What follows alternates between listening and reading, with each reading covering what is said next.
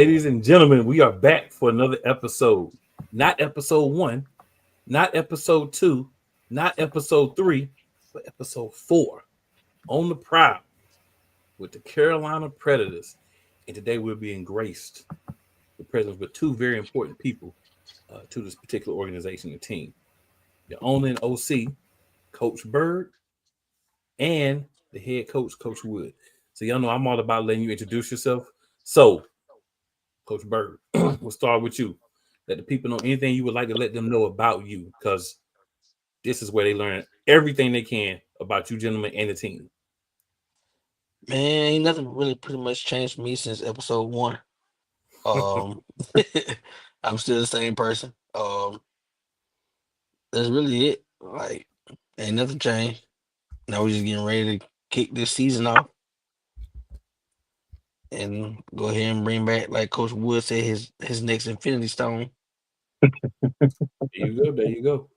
Well, I would say one thing's changed. We're a little closer to the boys getting on the field and hitting some other teams. But Yeah, you're about right. 6 days away. Yes, sir. But you're right. You pretty steady. The one thing I can say about Coach Bird is a steady individual. Coach Wood, we glad to have you. Tell us about you. Well, thank you, Coop, for having me on. And this is a great platform we got going on right now. My name Coach Sean Woods. I'm the head coach with the Carolina Predators. This is my second year as the head coach. I came into the organization in 2020. Coach Brett brought me in as the offensive coordinator, and I'm just happy to be here. Helping these guys win ball games. Fair enough. Fair enough. Fair enough. So we've had several players on. Mm. As I was telling you, gentlemen, before we were able to hop on live, one of the things that's been a general consensus from the players, offense and defense, is you guys as well as the rest of the staff who we will be having on, as the season progresses. One of the things that they was consistent from everybody was the ability to be able to go to you guys and receive information, get help, and develop, right? And one of the things that was brought up was not only is it you're the coach for that position or you're the coach for that side of the ball, but if you see someone, you see something that maybe you think can help, basically you guys are fine with saying, hey, I know I'm the OC, but I see my guy on defense not turn his hips correctly. Let me go, hey, turn his hips, that type of thing. And I think it's very important for success within a team. So Coach Wood and Coach Bird, whichever one you want to go first, talk to me about what you guys are doing and how you've kind of gotten to that point where it's like, hey, we all here to help each other, and we're not just worried about our position group, but the team as a whole being the best it can be. Okay, I go first. I mean, that was the common goal from the beginning. Mm-hmm. Is to us, it's no certain position. We know we got certain things we do as for the team, but if we see something, we correct it. Our whole goal is to get these guys better, help them learn the game, and help them move on somewhere else. I mean, that's the ultimate goal for us. So it's never a shame if another coach sees something they can correct. Go ahead and correct it. And that's our Absolutely. philosophy. So Yeah, and I would like to add that our coaching staff, our coaching staff is very they check their egos at the door. Mm-hmm. Hands down. These guys they have the experience, they have the knowledge, and so we encourage. I encourage them. I encourage them to teach our guys the right way. No matter what side of the ball it is, the guys, like I said, we don't care. We don't care your position, or anything like that. What you do and what oh, you're on offense. No, you need to stay away from that. No, we don't do any of that. We try to teach them the right way so that way these guys can be successful on the field. That to me is a very big part of success, and I love that you guys are not only doing it, but the players can see it, and they can speak to it, themselves about what they're seeing. So you guys may or may not notice, but there's other people in the AL2 that kind of looking at y'all like, all right, this team might be, somebody to be looking out for. I may or may not have a little bit to do with that, but that aside, Yeah, okay. that aside, right? Like there's not a part. That aside, do you guys feel like that the team that you have this year versus the team that you had last year is better, the same, or just different because of the difference in talent from year to year? Well, I would say they're more it's more different. It's because the first year, this is my first year as a head coach last year. It was it was challenging because I was challenging the ball players, to not only do good, do well on the field, but also off the field as well. So making them more accountable of what they do in their actions. And so some of them found it. There were some that found it kind of difficult, and there was some that did embrace it. Now going, fast forwarding to this year, we got guys, that's same thing, a little bit, but they start to have a better understanding on why we're doing it. It's not just telling them, oh, you got to do this, you got to do that. We're letting them know why we're doing this, why you are here. What is your goal? What is your goal as an individual, and what is the goal that we have in expectations here as a team? So, so I would say it's about more the same, but we got, we have different guys because of, the way that how our turnover is as far as ball players. Absolutely, absolutely. So, add anything to that, Coach Bird? Not really. I mean, he pretty much said it all. Every year we get guys that bring something different to the table. So we'll never say that this team is better than the last. There's always this team is different than the last. Because you never wanna. We've been successful. So you never want to downgrade the success. Only thing you want to do is build upon it, and that's what we doing. We found out what was missing from last year. We went out and searched for it this year, and that's how we went to build this team. So, like I say, not going to say this team is better, but this team is definitely different in more ways than one. So, see, I'm gonna give the people a little thing. I asked that question knowing that they were not gonna say better, right? But I wanted y'all to hear how much these men care about not just their current team, but guys that may have left, guys that may have moved on, guys that may have hung it up, whatever the case may be. You gotta understand when you're in a league where your main goal is to develop guys and get them to the next level, and you have that mentality like, hey, no team's better than another team. You just may start out with more talent. You may have better coaching. They may have just had your core together a little bit, maybe more comfortable because guys are in the same position for multiple leagues. But that doesn't mean that another team is not as good in their own way. And also success. You heard Coach Bird. Success. This is a team that's having success. They're not expecting themselves to not have more success. You're here to build upon what's already been done and take that to the next level. Absolutely. That's what the Panthers are here for, man. So speaking of guys moving on, Rafael Carter, I saw got elevated or signed to the Hot Spring Wise Guys, right? So he's a guy that was part of the team, showing what you've been talking about all off season, what we've talked about in the previous 3 episodes, right? We're here to help guys get an opportunity. Not a situation where you guys are like, oh, he got this opportunity, but he needs to stay with us. No. We want this guy to get this opportunity. We're happy that he's got this opportunity, and we were happy for the time that he was here with the Predators. So what do you guys take? I know that that's your thought, but what do you guys take, if any, on Rothell and what he brought to the team for the time that he was there? Coach Will, let you go on this one. Okay.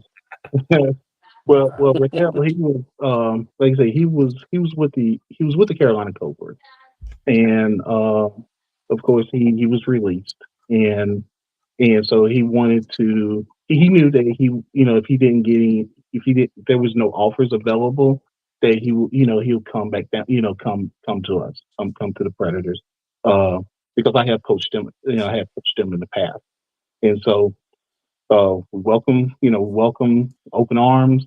And then I don't think it was 2 days later, here you go, sign, which is great.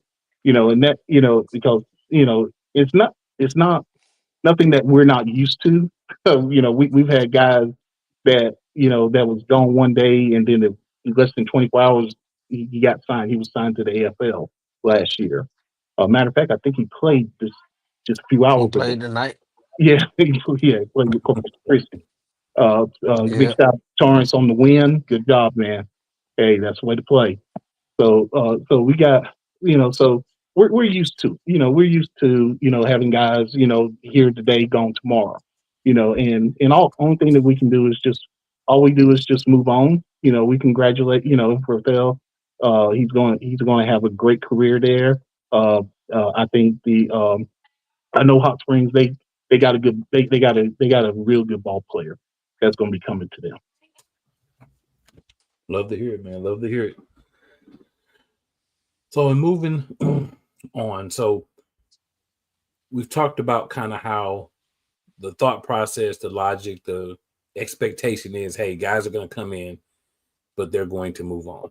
How important is it for you guys, and of course the rest of the coaches as well, to coach from your starter to your guy behind him to the guy behind him, and ensuring that they get reps, understanding of what you expect them to do on the field, and getting them involved in your game plan from week to week? Because, like you said, it's a situation where you never know if a guy, you could have a game plan, have a certain guy you expect to be there, and then he gets an opportunity, he's gone, and now you have that next guy up mentality. I mean, it goes to the point, as you just said, the next guy up. Mm-hmm. If the next guy up is not prepared, then you're in trouble. So our thing is, when we bring our next guy up, we shouldn't miss a beat. And it showed a couple times last year. Next guy up is next guy up, but guess what? We still gonna run like we supposed to. So that's our mentality. So in practice, everybody gets it. Like everybody gets it. So when your time to shine, you can shine. So that's how mentality is. Like you said, next guy up. So you gotta Mm-hmm. be ready when your number's called. 'Cause your number can be called at any time. They can be called at any time. You can be not dressing that Friday night and come that Saturday morning. We got you dressed because we not lost to. Yeah. I mean, so we can have you dressed 30 minutes before kickoff. You just gotta be ready when your number call. So and that's what we tell all the guys from when we do our face-to-face interview with them until we line up for that first game, and then after. So Yeah, one of our biggest mantra is, don't get ready, stay ready. So that we try to make sure that they go out and they learn what we're asking them to do on the field, and so when it is when their number is called, it's time for them to get on the field to perform. We shouldn't hesitate. Our coaching staff do a great job of getting our guys prepared for the season. So big shout out to my coaching staff. Yep. I'm a big believer in if you stay ready, you ain't got to get ready philosophy. So I definitely feel what you're saying. And another unique piece to AL2 is everybody's practicing, right? A lot of teams, you watch a lot of teams play, even like high school, college, professional, and you're getting a lot of the reps for the main guys. But again, because of how we're set up, how things move, and how things can change in an hour or two, a day or two, a week or two, you got to kind of have everybody prepared. And a lot of that too is bringing in, if I'm incorrect, please correct me, but a lot of it is bringing in people who have that mentality and understand how you're attempting to coach, how you're attempting to move, how you're attempting to get people prepared and understand it. It's not all what you do in practice. It's also you saying, okay, this is what the coaches were telling me. Make sure I'm hitting the weight room, make sure my diet is right, make sure I'm doing everything outside of that. So even if I'm not playing right now, I'm prepared. So if my number's called, I'm there to make an impact. Yeah, yeah, you're absolutely right. That we try to give them we try to give them, like I said, we try to give them the know how and give them the knowledge that we all have, with us coaches, have to make sure that they do the right things Mm-hmm. on the field, but also when the times that they don't see us, they don't see us at practice, outside of practice, in the gym, on the field, and also get them to be more uh, be more responsible of getting themselves ready, like not only physically but mentally, for the game, and so that's what we try to instill to our ball players. They will, they hear it all the time. It's like, okay, what y'all been doing? And they next thing you hear, they're like, oh, I'm doing this, I'm doing that. They'll pop up videos on our chat and show us what they're doing and everything. So that's that I think that shows the dedication and the willingness that they're trying to get to that next level. Absolutely, absolutely.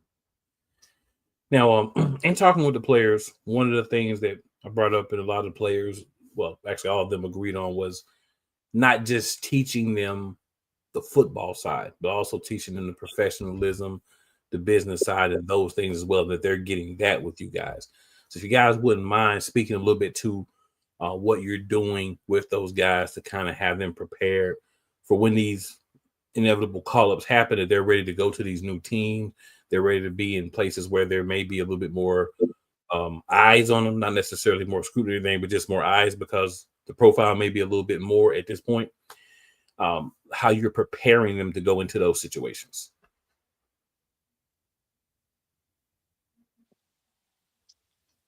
We preparing them because we run our organization. I can't talk. We run our organization the same way. Right. Their career development don't mean we can't be professional. Mm-hmm. Because professionalism is just not about pay. Right. Professionalism starts on how you present yourself, how you Mm-hmm. present your organization, and that's what we pride in. Present organization as a professional organization from top to bottom, from how we run it, how we communicate, to how we look on the field.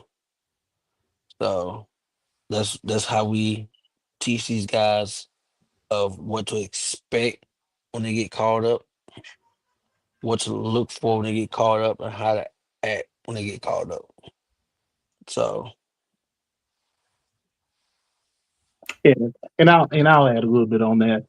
Just like Rex, Coach Bird just said about acting. Act how to be a professional. Mm-hmm. I've always tell them, and Coach Bird, he can attest. I say this almost every practice. You never know who's watching Mm-hmm. on the field. You're in a game, and you're handling, you're doing everything you're supposed to do on the field, and you're acting a certain way. You may never know there may be a scout sitting in the stand. So we try to make them aware of things. People could be there, for you, and you just don't know it. So that's why we try to emphasize that a lot with the ball players. So,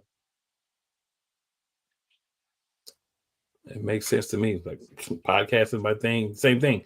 You never know who's looking, right? So if you are always prepared, you're always trying your best, then there's nothing you have to change, right? If ESPN's watching you, if another league's watching, whatever. If you're doing everything the same and you're putting your best foot forward, you never have to change anything. So I love that. And again, this is something that the players have said. So I believe it's official because again, you guys weren't here, so they kind of say what they wanted to. They may have had to deal with the consequences if they did say something. They kind of say what they wanted to. So yeah, a lot of positive feedback and vibes from the guys that we have interviewed as part of the organization. So a question I do have for you guys. So you've got a mix of talent. You've got some guys that I spoke to that were fresh out of college. Some guys that may have played a year or two. Some guys that may be on the twilight of their professional career, and then people on the way up all throughout the whole spectrum. So how interesting, I'll say, is it to manage those different personalities and those different people at different stages of their professional career? To be honest with you, with us, it's really it's nothing to manage because they all come in with the same mindset, the same goal to get Right. better every day and go out here and win. Okay. So, like, you really can tell if you're fresh out of college, you can tell you straight out of semi-pro, you can tell you not play professional ball because everybody come to work. Don't nobody mind helping another person. So that's a good thing that we have going on right now is that everybody's willing to help everybody. He's absolutely right. The newbies, the rookies, the newbies, I call them. They get a lot of knowledge from the veterans, and the veterans get a lot of energy from the from the newbies. So it all work hand in hand, and that's what makes a good synergy for this team that we have that we have going on right now. Like Coach Bird said, these guys they all have similar goals, as far as individually, but they all have the same goal when it comes to the team. I dig it. I dig it. I want to change one word you said to fantastic, because it is fantastic how y'all are doing it. Right. Just, I mean, to just be able to sit there and say, like, hey, I don't care if you just left college, you played Division 3, whatever you played. I don't care if you've been doing this for 5 or 10 years. We're coming together, we working. And that's what it is, right? We all together here working. Coach, like you said, if you see he needs help, and maybe I can't get to him at that moment, but you can correct it for him real quick, or you can give him a little piece of advice or maybe something to help him out that they're not seeing. Those veterans stepping up and being leaders in those situations. And again, all those things start with you guys, right? It starts with ownership. It starts with the coaches, because when they see those examples, then they go and say, well, this is the example that's here. This is already set. All I got to do is continue it. And that's not that difficult to do if it's already been set. And that, of course, is a testament to what you guys are doing for these players. 100%. I've enjoyed, like I said, talking to those guys, because again, a lot of insight into how the players see you guys, as well as how they see each other, how they see the offense, or how they see the defense, and things like that. So I'll kind of modify one question that I've asked everybody and ask you guys. Coach Bird, I may or may not have asked you this on the first episode. So if I did, it'll be easier for you. But basically, looking at your offense, looking at the defense, looking at the special teams. If you, and again, I'm altering a little bit for you guys, but if you were someone else looking at that and saying, man, this is the units that I need to worry about. These are the units that they are going to be a problem, but this is the unit that I've got to worry about. If there is one, if they're all just whatever, then that's fine too. But when you're looking at like offense, defense, special teams, which units, or if it's all of them, it's all of them, do you feel like are really where you want them to be 100%? you're good with them? Which ones are you saying like they're good? Don't get me wrong, but we still can work on them and get them even better. And which ones you kind of, if any, you still working on a little bit? Coach Will, let you go first. I knew he was going to do that. That's cool. I knew it was going to happen. That's Um, good. I would say where we at now as far as units. I'll talk about all three. Our, Okay. first I'll say our defensive unit. Um, it's going to be they're going to be they're going to be more they're going to be more aggressive. They Okay. what I see, the personnel they they they they're picking up the scheme and everything. Vince, it was a roller coaster at first, but they're picking it up and they're starting to have a better understanding of what we want out of the defense. Big shout out to Coach Barry Merrill. He's my assistant DC. He's really been drilling them and making sure that they understand what we want out of that. Offense, offense, they're talented. I would say they are very, very talented this year. I think the guys that we brought in that we knew that we needed a where we needed to improve on, compared to last year. I think we brought those pieces in. Still, maybe a few pieces here and there that we're getting. Um, I like the leadership that we have with our quarterbacks, with Ricky and Monte. I know you had them on. I think it's episode two. Mm-hmm. They these guys, Ricky being a veteran. I mean, he's seen it all. He's done it all, seen it all, and with him helping get his, he's a rookie, and getting himself to the point where the level where Ricky is. So they've been working very well together as far as getting prepared. The special teams, we've really been focusing on that within the past couple of weeks, trying because we know that is a very important part. Um, our we've got two kickers that's very good. Keith Thomas, you're going to hear a lot about him. He's going to get. I know he's going to get a lot of reps from kicking field goals, extra points. Then we also have Pavel. That's a veteran, and he'll be ready to go also at the once we get started in the season. Okay. Okay, okay. Great summary, Coach Woods. I agree with all that. But I like to talk about the phase that's less thought about.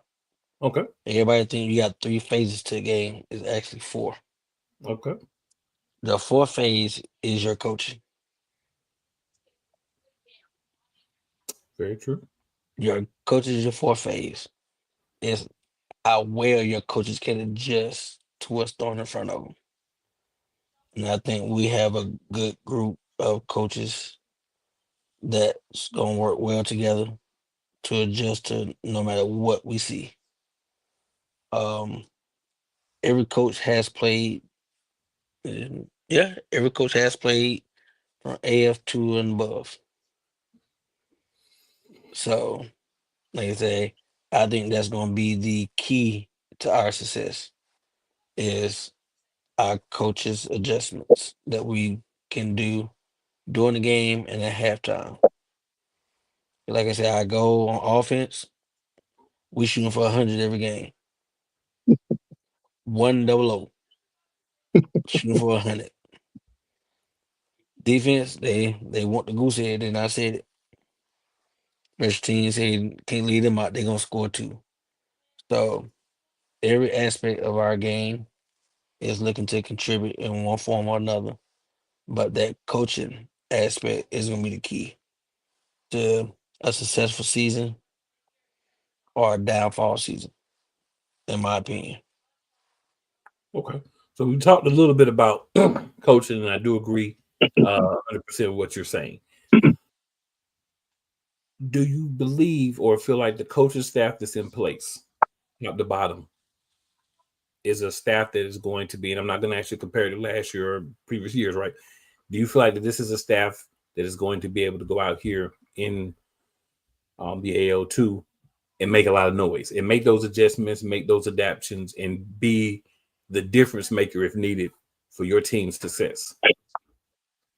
I believe they will. They the coaching staff that we put together. Some let's see, we have two new additions to our coaching staff compared from last year, and each coach brings a unique uh, style.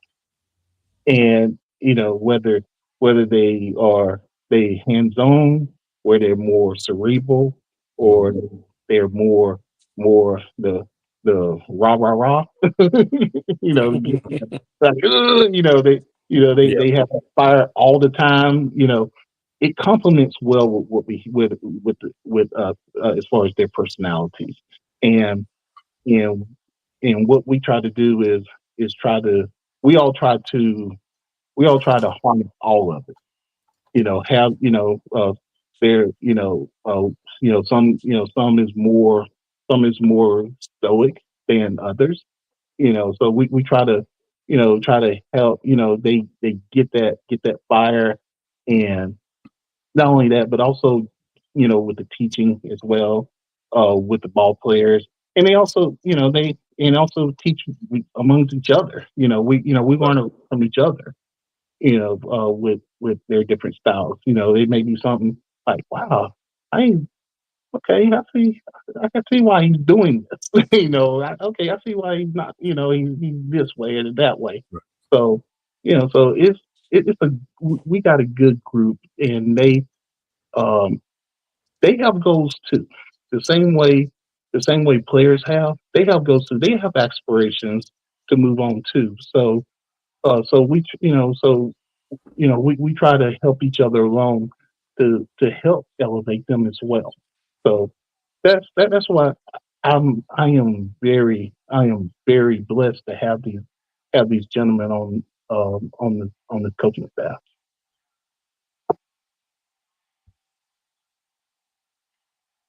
I Yeah, he definitely, pretty much said it all. yeah, definitely. Um, so Coach Wood, your second year as the head coach, obviously the team before that, throughout the years of being with the team and your coaching career, do you feel as if you've had a good opportunity to kind of grow into being prepared for this role when it was, given to you and you had that opportunity? And also, I do want to say before you answer that, I 100% agree with the fact that you just talking about the coaches and same thing as the players, other aspirations, and they want to do their best because again, they want to put out there that, hey, I'm the linebacker coach and the wide receiver coach or whatever I'm coaching, and this is how good that they're doing and what I'm able to bring, to that group. So definitely, I think that's a good point that may go under noticed, in the situation. Yeah, I would say over the years from coaching Pop Warner all the way to from coaching with high school, with uh dealing with prep school, Mhm. and I'll even say semi-pro as well. It I learned a lot. I've learned always learned little things during that journey that from the times I've been coaching, and sometimes you just look back. I look back and I'm like, dang, I really got to this part. It's been this. It's challenging. There are times it can be a challenge, and and then you have the time where you're like, oh wow, this is just awesome. And I've always wanted to learn the indoor game, and Mhm. so I learned. I started learning as a position coach. Uh, I started as a position coach with the Aviators, back in 2019, had nothing. Team of rookies. It was just all they. I mean, fresh out of college. I think I had maybe two veterans on the team. And so, I learned a lot from them. Just learning about the fire of them, and learning how to, you know, how to how to how to manage those how to manage the guys at that level. And then, just seeing guys, seeing other coaches, um, Coach Rez, seeing he's with the minors, seeing Coach Bird, with the Predators, and then when he approached me about coming on board, I'm like, okay, this is a good opportunity. So I learned a lot from Coach Bird, as well. And through the years, it's always I'll always find something. It can be a small thing that, to where I try to, make myself a better coach. And and what I try to do now is try to instill the things that I've learned over the years, try to put that with the coaches uh, currently. Fair enough. Fair enough. Coach Bird, for you, similar question.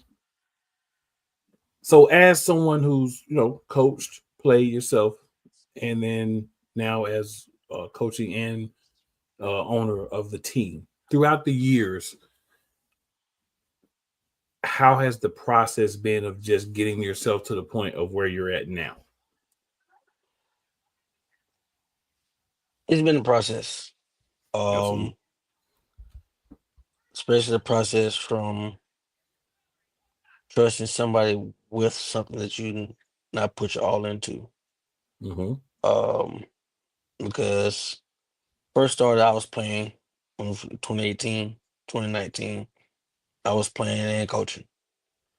Um, then to step back from playing to coaching was not a big adjustment for me. But even when Coach Woods came aboard, like he said, he was the OC, and I was head coach DC. So I still made the decisions when it came down to it, even though me and him talked about everything. But it was still my decision ultimately. Mm-hmm. Um, to the point where I asked Coach Woods if he want to be the head coach. Um, like I said, that's a big adjustment because now you giving somebody else keys to your Ferrari. Mm-hmm. Um, but I knew if I was gonna do that, it wouldn't be nobody else that I would have gave it to at that time. For me to kind of step back and stop taking on so much of it.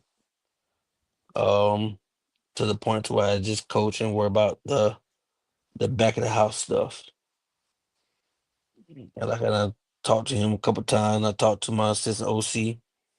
Like in a year or two, I'm looking to give the OC job up. The way I can just be in the back of the house and enjoy and let these guys do what they do. So, like I said, we've been going strong. Been going strong since 2018, and only thing we can do is get bigger and better. So, There you have it, ladies and gentlemen. We got a little bit of a scoop there. A couple of years. Those birds lead the coach off and let them have it, and I'm going to go sit up in the box and enjoy things. Stand on the side like some of the guys and just watch what's happening. that's right. Hey, there's nothing wrong with that. And it's good to be able to have a vision and say, hey, I know that not that I can't do it, but why can't I bring in guys and allow them to do it and allow me to step back and focus more on maybe some other things that I want to focus on, and have a guy like Coach Wood that you can feel confident. You take it and you run with it. Have other guys that you say, I can, maybe they're almost there. I can help them develop to get to that point so that I can feel comfortable with taking my hands off a little bit more. Because that can be hard to do, right? Anything that you kind of built up, that you have put a lot of blood, sweat, equity, effort, and all those things into, and then to make the decision not to be required to, but to make the decision yourself to say, I'm going to let somebody else have some of this. that takes a lot. So I think that's very important for people to understand that you know you build people so that you can backload positions, yours as well, right? Right. Anything that you're doing outside of ownership, I'm going to build people and backload people so they can take those positions, so I don't have to worry about that anymore. Things are still running as smoothly, or maybe even better than when I was doing it, and that's that would clearly be, I think, from the conversations we've had, I know enough about you to say that makes sense on you wanting to have that happen and be able to enjoy the success that you built so far. That's right. Yes, sir. So, hey, that's where we at. So, guys, we got a scrimmage game coming up, I believe, in about 6 days. So, before we get to that, is there anything else on the team side outside of the game that you guys want to make sure gets out, on this episode? uh, Not really. All thing, like I said, we got the preseason game coming up in 6 days, but season opener, Mm-hmm. home opener Mm-hmm. is April the 5th Mm-hmm. at in Wake Forest at House of Sports. 7 o'clock kickoff. We will be playing against the Peach State Cats to open up the game. Open up our season. So, like I said, right now the guys are just preparing. April 4th, April 5th, we look to go 1-0 every week. That's the outlook. We take it one game at a time until we get the last week, week 8. And then after that is a whole nother season. Mm-hmm. So April 5th, 7 o'clock, House of Sports, Wake Forest, North Carolina. Be there or be square. I love it. So, with that transition, so Coach Wood, I know y'all intelligent individuals and gentlemen. I know y'all been kind of paying a little bit of attention to this team that you're going to be playing. So, based on what you've seen so far, because obviously they're not going to let you see everything, but based on what you've seen so far, how do you think this preseason matchup is going to maybe help the team, maybe challenge the team, give you a chance to be against some people not on your own squad, but hitting some people from another team? Because that's always like kind of like an exciting thing. That first time the guys get to really take all the stuff they learn, a little bit of aggression they might have, and put it on somebody else. How do you think that's gonna kind of play out here in the first preseason game? It's gonna it's gonna come out like a heavyweight fight.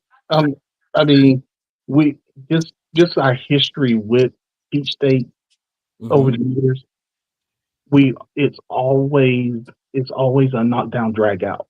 These guys they're gonna be ready to play. They already got 2 games. They already got 2 games in. Um, and they I know that they are learning more about each other on both sides of the ball. Um, they not only because they got a they have some they got some new players as well, Mm-hmm. and coaching there has been a change in part of the coaching staff. Um, uh, I know with Coach Sanders, Sean Sanders was on our coaching staff last year. So now he's the defense coordinator there with and I know Sean is going to have these guys ready. He's going to have them hyped. He's going to have them ready to play ball this Saturday. So, and the last thing I told the guys this past Saturday practice yesterday, I told them, I said, do not underestimate this team because no matter records go out the window when you play Peach State. These guys they're going to come in with some fire. Their offense they can score at will. They do have some talented guys on that team. Uh, they got good receivers. The quarterback is decent. Um, on the defensive side of the ball, these guys they will come and hit you. They so they they're gonna be ready. They're gonna be ready to come after us. And especially all the talk lately have been talking about how we are progressing, how we're how we looking good on paper. So we're going to be having a target on our back. You know, all every week we're going to have targets. So I just tell the guys just get your mind right and get yourself prepared for for this and not to underestimate this team. It's a very good. This is a very good football team. I dig it. I dig it. I dig it. What do you gentlemen think are going to be the X factors in this game?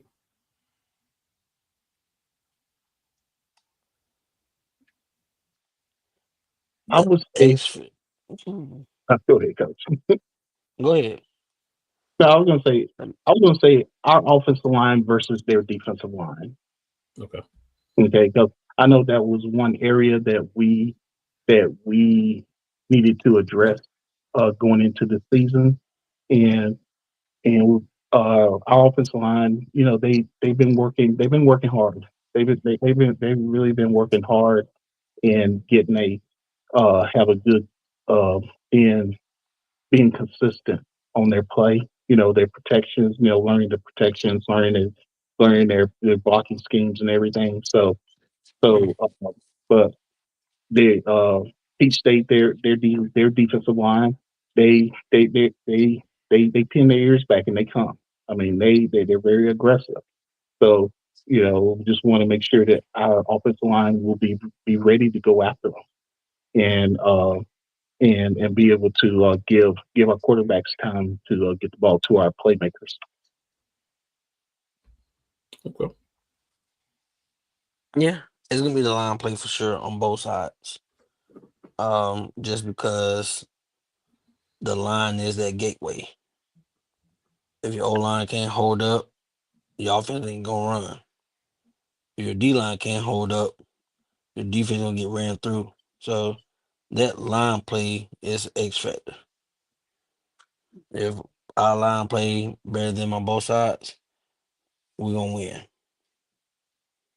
If So the one battle of the plays better, yep, one plays better, one doesn't, there's gonna be knockout, drag out, dog fight.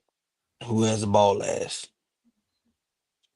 yeah, I think it's a So good first game for y'all too, right? Because it's a team that they've had a couple. Your first one, so you get somebody to kind of a little bit ahead on that front of actually playing against other teams. But you know, like you guys we've been talking about for weeks. If you prepare your team correctly, then it should just show up, right? It shouldn't be they've had a little bit more, so they're going to be a little further along. Maybe the first couple of plays is a little bit, everybody kind of getting the rust off, getting into that mode of playing another team. But you should see all the off-season work, all the work that the guys have been putting in, y'all have been putting in as coaches to get everything, and the rest of the staff. You should kind of see that come out in this game. oh yeah, like I said, we see it now. Mm-hmm. Um, just from not this past Saturday, but Saturday before, we did have a joint practice with the Cobras, Okay. so they got to see what it looks like coming at them full speed. Mm, Um, so I think that lesson that they seen there and add on to just the emotion of playing, I think it all come together. We just gotta get the emotions calm down first. mm-hmm. Once the emotions calm down, then we can play ball. Yeah, I'm glad you mentioned that joint practice because I actually saw that happened. So I'm glad that you mentioned that. Yes, sir. Like I said, we appreciate Coach, GM, President. He holds many hats. Yes, sir. Coach Negron and Mm-hmm. Coach Bonner, Coach Clark. I said we appreciate all they do, especially front office, the ownership group that they have up there in Greensboro. Mm-hmm. They've been helping us out a lot. Um, Going the extra mile to make this partnership that we have grow. To make it a blueprint for others. So, like I said, we appreciate everything they're doing. Congratulations, coaches, on y'all win against Willing Yeah, they last did their night. thing. They did that thing on, didn't Oh yeah, they? they did it. They Yeah. did it. Oh yeah, they did. Yeah. Now Yeah. they got 5 days to get ready and head on now 85 like we gotta do and go beat Columbus. So why not both North Carolina teams go to Georgia, come back with a W in the same week. Right. Yeah. Yeah. Yeah. I guess. Yeah. I have nothing but great things about to say about Carolina Cobras with their their partnership with us. Just trusting us as a whole to be that team to help be be a feeder for them. Hmm. Because this has been this this concept has been talked about for years, but no one never took the time to make that jump to say, "Hey, let's start having feeder teams." And with with Coach Negron, had that vision, and wanted to do it. And when he approached to us about it, we was like, "Man, this is what we've been talking about over the years." Because because there are there we got there's a lot of guys coming out of college that that they so used to just outdoor football and they really don't understand the indoor game. And I'm like, who's going to teach them? Will the professional teams teach them? Yeah, they'll teach them to a certain extent, but still there's still a lot of talent that they miss. And that's why this platform that we have, being that feeder to help them, where we can help these guys learn the game, get transition to the indoor game, so then that way they can be better. They can move on. And I just have that but great things to say about the Cobras. Really trusting us with this process. And we're hoping that there'll be more teams in the AAL too that will be able to do the same thing for others. Yeah, absolutely. Yeah, all those things that you guys have happening, and you're still able to put out a quality, or team, right? A team that you feel like is going to be able to compete, knowing good and well that there may be pieces going to the Cobras or even somewhere else. So it's exciting, for me to be part of this process with you guys and see, like, hey, yeah, this name, this number may not be there, but the Predators are here and they have enough talent on this team to withstand what they know is coming and also still be a force in the AAL too. And that, people, is what's going to be exciting about this. Yeah, you're right about that. I can't Oh wait. yeah. That is going to be one of the major exciting parts about this season. So, guys, I mean, I appreciate you taking the time to be able to hop on, answer the questions that I have. And so you guys know, they don't have a script that I give them ahead of time and say, hey, this is what I'm going to ask you. You're actually getting honest answers from these gentlemen. You're not getting scripted answers that they sit down for 2-3 days and discussed and talked about and, you know, made it sound nice for great for TV and podcast and radio. You're getting the actual honest answers from these gentlemen and appreciate them for partaking in the way that we're doing it. We're getting all the cuff honest answers from these guys, and that's important for y'all to see. You're getting actual who these guys are and not a produced version of these guys that they've had time to sit and think for 24, 48 hours about what they're going to say. So appreciate you guys for that as well. Yeah, Any last thank you, words, Coach. thoughts? Thank you for giving us this pop quiz. Appreciate it. No problem, man. Got to make it fun, man. Make it fun for everybody. And any last words or thoughts that you gentlemen have, or anywhere you want people to follow, find you guys, the organization, the team, everything, before we, go ahead and get up out of here for the evening. Okay. I have a thought. Like I said, we did add a former Cobras player to the coaching Mhm. staff, Julius Gregory, which he has been a journeyman. He did play in the AFL with the Tampa Bay Storm, the Washington Valor.